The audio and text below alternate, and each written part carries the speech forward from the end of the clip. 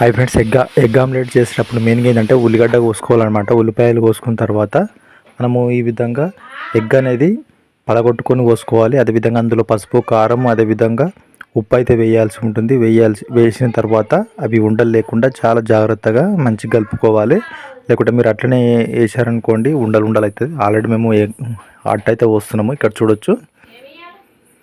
ఈ విధంగా అయితే పోసుకోవాలన్నమాట. మెయిన్గా ఏంటంటే ఉండలు లేకుండా అయితే చూసుకోండి. ఉండలు ఉంటే మాత్రం మొత్తము ఉప్పు, కారం, పసుపు, అల్లం ఎల్లిగడ్డ అంతా కూడా గడ్డలు అయితే పేరుకుపోయి ఉంటాయి. అందుకోసమే చాలా జాగ్రత్తగా అయితే కలుపుకోండి.